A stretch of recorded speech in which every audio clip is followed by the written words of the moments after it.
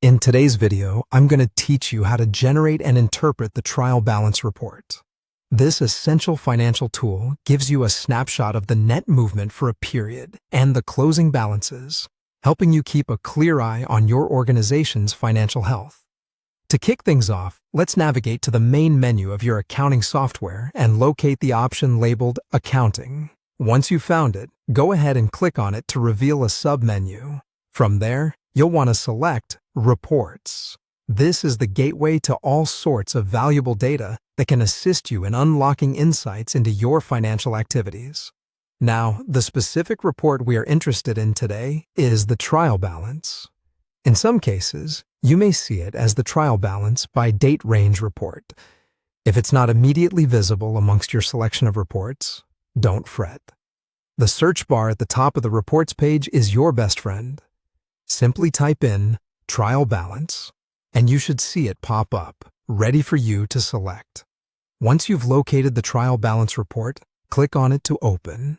Before you proceed, ensure that the parameters set for the report match your requirements. Are you interested in a specific date range? Is there any particular criteria that need adjustment? Once everything looks good, click the Update button. This action triggers the software to generate the report with the criteria you've selected. Upon successful generation, the report will offer you both the net movement for your designated period and the closing balances for each of your financial accounts. It's truly powerful, giving you visibility that's crucial for ongoing financial assessment. But don't just stop at summary data. Click on any of the figures presented within the report. Doing so will drill down into a detailed transaction breakdown. This feature is invaluable when you desire more context around a number or need to confirm specifics related to your financial entries. For additional utility, the report is equipped with column headings such as Account, Code, or Type.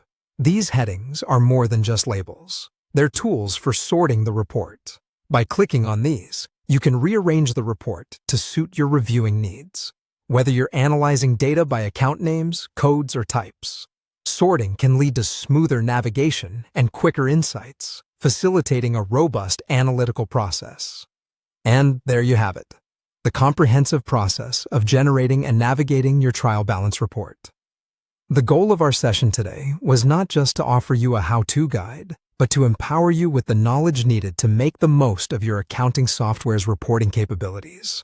Stay tuned for our next video, where we'll continue to explore tools and techniques that bolster your financial management.